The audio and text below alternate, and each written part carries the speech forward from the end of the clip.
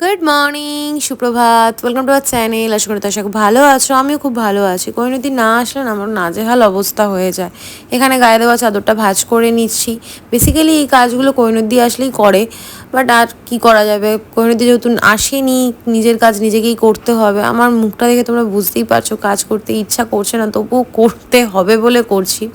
এবার জানলার পর্দাটা সরিয়ে দেবো, আর সিনটিকে আমি বলছিলাম যে এসিটা বন্ধ করে দে, জানলাটা খুলবো, কারণ ঘরটা ঠান্ডা রয়েছে। যদি জানলাটা ফট করে খুলে দিই না, পুরো ঘরটা একদম গরম হয়ে যাবে, আর আমার গরমে কাজ করতে একদম ভালো লাগে না। কালকে উঠতে এতটাই লেট হয়ে গেছে যে ঘুম থেকে ওঠার পর যে 5-10 মিনিট বসে একটু চিন্তা ভাবনা করবো যে কোনটার পর কি করব না করব, সেই সময়টুকুও পাইনি। তারপরে দেখো গাছে জল দিতে চলে এসেছি। গাছে জল দেওয়ার পর আরও টুকটাক কাজ আছে, সেগুলো করতে করতে কীভাবে যে সময় চলে যায় বুঝতেই পারি না। নিজের জন্য যে একটু সময় বের করব, সেটুকুও সময় পাই না। রান্নাঘরের পরিস্থিতি দেখো, চারিদিকে ছড়ানো, গামলায় 2-4টে বাসনও জমা হয়েছে, এগুলোও মাজতে ঘুরতে হবে। উফ বাবা, আমার ভালো লাগে না। ভিডিওটা যতটা স্পিডে হচ্ছে ততটা স্পিডে যদি কাজ করতে পারতাম, কত কাজ এগিয়ে যেত। এখানে সিনটির ব্রেকফাস্ট, বোবোর ব্রেকফাস্ট সব রেডি করছি। সিনটির জন্য পিডিয়াশিও, রুটি, আলু ভাজা, মাছ ভাজা, বোবোর জন্য দুধ রুটি সব রেডি করে নিচ্ছি। এখন তো এনো দুধ রুটি খেয়ে নাও, আসো আসো বাবা। কোথায়? ও বাবা চলে গেছে আগে। সিন্টির খাবার রেডি করে রেখেছি, ওর মাছ ভাজা, আলু ভাজা আর রুটি এই যে এইখানটায় রেডি করে রাখলাম। হয়তো আবার ঘুনুপুরো কখন আসবে, ব্যাস।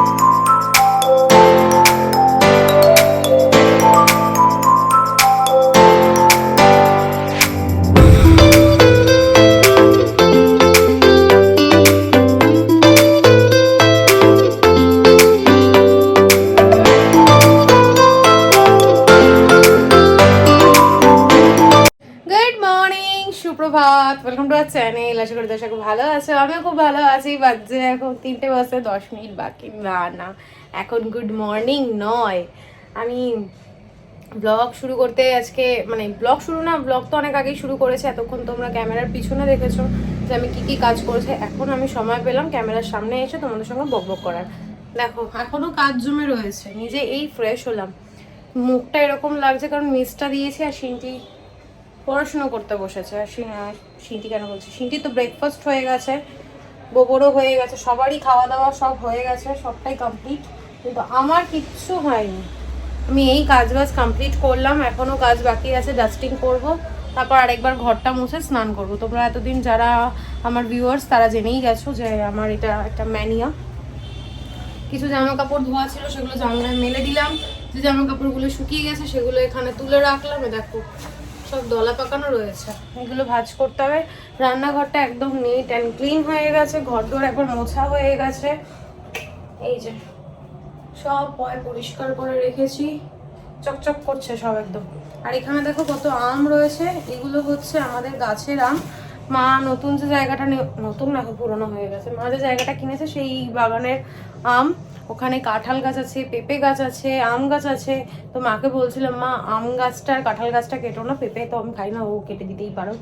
কালকে রাত্রেবেলা হতনুই নাইটিগুলো নিয়ে এসছে দিদির কাছে, যে হলটার করতে দিয়েছিলাম সেগুলো করে দিয়ে দিয়েছে। এগুলো জায়গায় রাখতে হবে, এখনো কত কাজ বাকি আছে।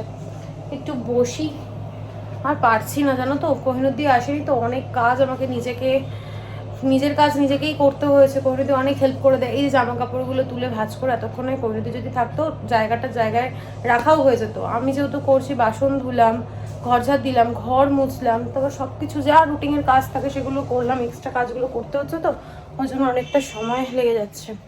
কেনাকাটা এখনো কমপ্লিট হয়নি। বৈশাখ মাসের যে কেনাকাটা, বৈশাখ মাসের না, পয়লা বৈশাখে যে কেনাকাটা এখনো কমপ্লিট হয়নি। মা ফোন করলো, মায়ের সঙ্গে এতক্ষণ কথা বলছিলাম, তো মা বললো কি সিনটির জামা কাপড় তো মা বলেছিল শনিবার গিয়ে কিনে নিয়ে আসবে। তা মাকে বললাম তাহলে শুক্রবার দিন তো তুমি আসবেই, তাহলে তখনই নীল পুজো, শুক্রবার দিন যদি তুমি আসবেই কি, যদি আসে মা, তো তুমি যদি আসো তাহলে একবারে বেলঘুরিয়া থেকে গিয়ে তুমি আমি পছন্দ করে কিনে নিয়ে আসবো। আর আমারও একটু যাওয়ার আছে, সিনটি একটা নাইটি করে বায়না করছে, আমাকে নাইটি পরতে দেখে, ওরও ইচ্ছা হয়েছে। আমিও ছোটোবেলায় এটা বায়না করতাম, তো আমার মেজো মাসি আমাকে নাইটি কিনে দিয়েছিল, তো ও বায়না করছে। যাই হোক, অনেক পুরনো কথায় চলে গেছে, কি বলতে বলতে কোথায় চলে যায়। তো ওর জন্য একটা নাইটি কিনতে যাবো, তো কালকে যদি আসে তাহলে বেলঘুরিয়া যাবো, তো মা ওর জন্য কিনে দেবে। আর অলরেডি মা আমার আর অতনুরটা দিয়ে দিয়েছে। তোমাদের যে দুটো টি শার্ট দেখিয়েছিলাম, একটা রেড আর ব্লু, ওর মধ্যে একটা মা দিয়েছে আর একটা আমি ওকে কিনে দিয়েছি। আর আমাকে ওই প্যান্ট যেটা দেখিয়েছিলাম তোমাদেরকে, গ্রিন, পেস্টাল গ্রিন বা গ্রিন, যাই হোক বাটাল গ্রিন, যেই গ্রিনই হোক না কেন, ওই গ্রিন কালারের প্যান্টটা আর একটা টি শার্টের দাম মা দিয়ে দিয়েছে। তো আমাদের তো দেওয়া হয়ে গেছে। সিনটিরটা বলেছিল শনিবার গিয়ে কিনে আনবে, তো বললো তাহলে যখন, আমি বললাম আমি যখন শুক্রবার দিন যাবো তাহলে তুমিও চলো, তখনই একসাথে আমি তাহলে পছন্দ করে নিয়ে নিতে পারবো। আর আমার মা যদি জামা কাপড় আনে তাহলে এই বছর আনলে পরের বছর পরতে পারে। মা একটু বড় বড় আনে, মা বুঝতে পারে না। আর ও যেহেতু একটু রোগা, ওর বাবার মতো হয়েছে, তাও কি বলতো, ওকে না বেশি বড় বড় জামা কাপড় পরে না একটু ক্যাবলা ক্যাবলা লাগে, আর একটু ছোটোখাটো জামা কাপড় পরতে ও পছন্দও করে। তো সেই জন্য মা বললো তাহলে তোর সঙ্গে গিয়েই তুই পছন্দ করে নিয়ে নিবি। এই হচ্ছে ব্যাপার। হতনু ব্রেকফাস্ট করে গেছে, আজকে হয়েছে ব্রেকফাস্টে রুটি আর আলু ভাজা। সিনটি তো স্পেশাল মাছ ভাজা, আর আজকে ছুটি তোমাদের, আজকে তো ঈদ। তোমাদের সকল ভাই বোনদের, মুসলিম সকল ভাই বোনদের, আমার বন্ধু সবাইদেরকে জানাই ঈদের অনেক অনেক শুভেচ্ছা, ঈদ মুবারক। আমি আগেও বলেছি কালকের ব্লগে, আমি ঈদ কাউকে এর আগে উইশ করিনি। আমি বন্ধু বান্ধবদের সঙ্গে ইয়ার্কি মেরে যেরকমভাবে বলা হয় যে ঈদে কি খাওয়াবি, আমার জন্য বাড়িতে পার্সেল পাঠিয়ে দিবি, এইরকম ইয়ার্কি ঠাট্টা হয়েছে, কিন্তু অ্যাকচুয়ালি কীভাবে উইশ করতে হয় আমি সেটা জানি না। আবারও বলছি, যদি আমার কোনো ভুলভ্রান্তি হয়ে থাকে তো আমাকে ক্ষমা করে দেয়। চলো, সবার আপডেট দিয়ে দিয়েছি, আর বাজে বক না করে ব্লগটা শুরু করি। ব্লগ অনেক আগেই শুরু হয়ে গেছে, দেখিয়েছি আমার কাজ বাজ, আমি কী করছি না করছি। সকাল থেকে উঠে এত কাজ বাজ করতে করতে ক্লান্ত হয়ে গেছে, এখনো খাইনি, খাবো। চলো, লাঞ্চও তোমাদের সঙ্গে শেয়ার করে দেবো, তারপর লাঞ্চ করে জামা কাপড়গুলো ভাঁজ করবো। চলো, তোমরা দেখতে থাকো আর সঙ্গে থাকো। পাম্প চলছে, একটা আওয়াজ হবে। যাই হোক, এই হচ্ছে পটল ভাজা, আলু ভাজা, সকালে রুটির সাথে হয়েছিল, একটুখানি বেঁচে গেছে। এখানে হচ্ছে মাছ ভাজা, আর হয়েছে টক ডাল। এই হচ্ছে আজকের মেনু।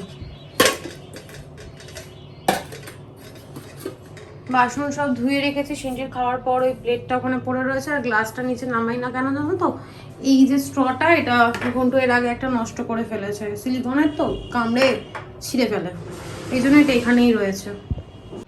সকাল থেকে এখনো অবধি কিচ্ছু খাইনি, প্রচন্ড খিদে পেয়েছে, এখন একটু খাওয়া দাওয়া করি, নাহলে আর শরীর আমার চলবে না।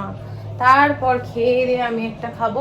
ও তোমাদেরকে না এই জিনিসটা দেখানো হয়নি, দেখো কি কালারফুল লাগছে না আমার ফ্রিজটা। এখন কত ধরনের ম্যাগনেট, কিন্তু বেশিরভাগই আছে সিকিম সিকিম সিকিম সিকিম সিকিম, না এটা দার্জিলিং, এটাও সিকিম, এটা দীঘা থেকে এনেছিলাম, এটা তোমার কাশ্মীর থেকে এনেছিলাম, এটাও কাশ্মীর থেকে এনেছিলাম, এটা হায়দ্রাবাদ থেকে এনেছিলাম। কি কালারফুল লাগছে তাই না? আর এই যে খাওয়া দাওয়ার পর এখন খাবো হচ্ছে এই পেপসি। এই ছোটবেলায় এই পেপসিগুলো খাওয়ার জন্য না মাটিতে গড়াগড়ি খেতে হতো। এগুলো তখন ছিল 50 পয়সা, 1 টাকা। 1 টাকারটা ছিল দুধের, আর 50 পয়সাগুলো এইরকম কালারফুল। তবুও আমার দিত না, জানো তো। খাবি বাবা? ছানা আর জিলেপি, তাড়াতাড়ি। ভালো জিনিস খাবি কেন?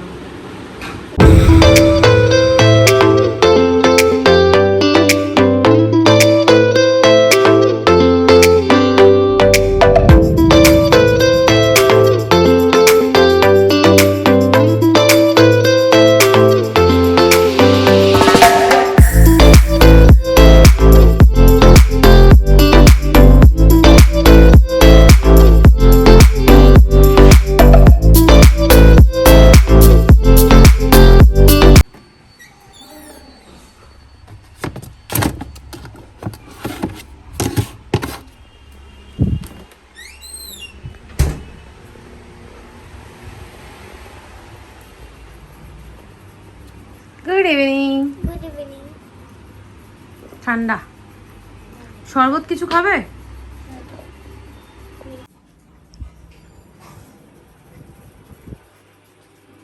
দেখ তো, দু হাতে ধর, খেয়ে দেখ।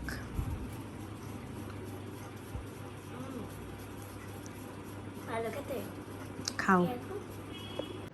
বাজে এখন 10:50। অনেকক্ষণ পর আবার ক্যামেরা অন করে তোমাদের সাথে কথা বলছি।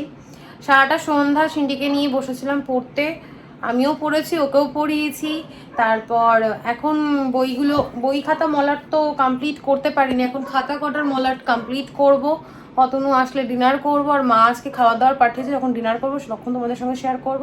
এখন মহারানী টিভি দেখছে, আমি থাক তোমাদের সাথে একটু কথা বলি। সন্ধ্যে থেকে বৌমণিকে ফোন করলাম, তারপর শাশুড়িমা ফোন করেছিল, আমার মায়ের সাথে কথা হলো।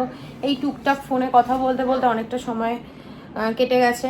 বৌমণিকে দেখে এসেছি। তোমরা হয়তো ভাবতে পারো বৌমণি সারাদিন করে, মানে এতবার বলে, কিন্তু বৌমণির পায়ের অবস্থা জানালো, তারপর কোনো আপডেট দিল না। অ্যাকচুয়ালি আমি গেছিলাম দেখা করতে, হয়তো তোমাদের বলেছি কি খেয়াল নেই আমার, যদিও বৌমণির জন্য যে গিফট এনেছিলাম 7-8টা, সেটা দিয়ে এসেছি, দেখে এসেছি, কথাবার্তা বলে এসেছি। কিন্তু একজন অসুস্থর সামনে ক্যামেরা অন করে কথা বলতে আমার ঠিক ভালো লাগে না। বাবু টিভিটা বন্ধ করে দাও।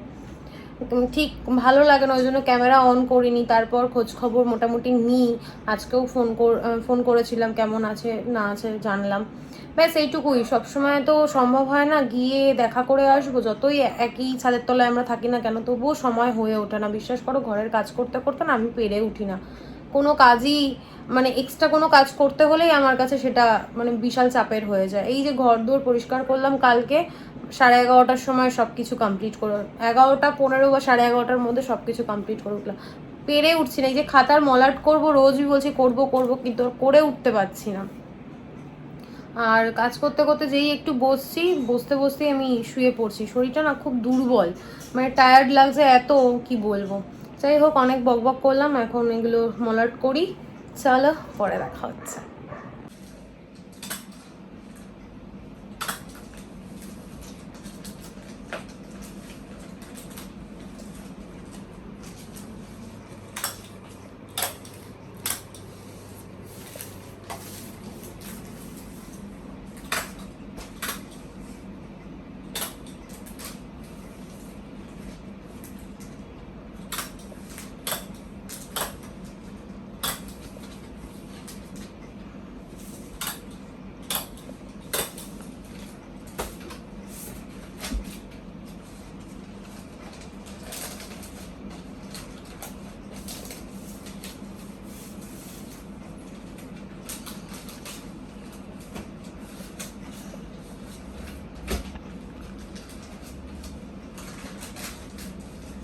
মা পাঠিয়েছে এঁচড় চিংড়ি, এর মধ্যে কি আছে খোলো।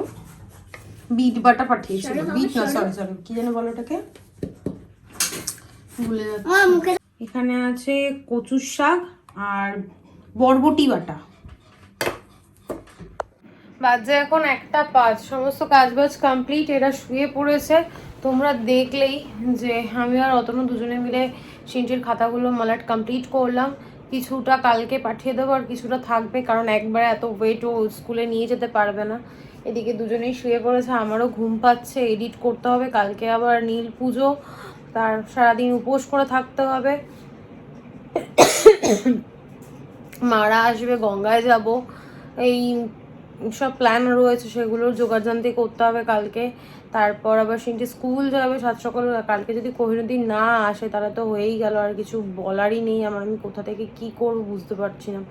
এখনই আমার চিন্তা হচ্ছে, জানি না যে শান্তিতে ঘুমোতে পারবো কি না। আর কোহিনুদ্দিন ফোনে রিচার্জ করেনি, ফোনও করতে পারছি না। আমি বারবার করে বলে দিয়েছিলাম যাতে আজকে ছুটি করছো, তোমাদের ঈদ আছে, ঠিক আছে, কালকে যেন আসে। মানে গতকালের কথা বলছো, গতকাল হবে না আগামীকাল হবে গো। গতকাল মানে তো চলে গেছে, সেটা আগামীকাল, তাই তো, মানে কালকেটা হবে আগামীকাল। যাই হোক, আমরা অত বেশি বলতে পারলাম না, ভুলভাল হয়ে যেতে পারে। এখন কি করব, এখন টিভি দেখবো, এডিট করব, শুয়ে পড়বো।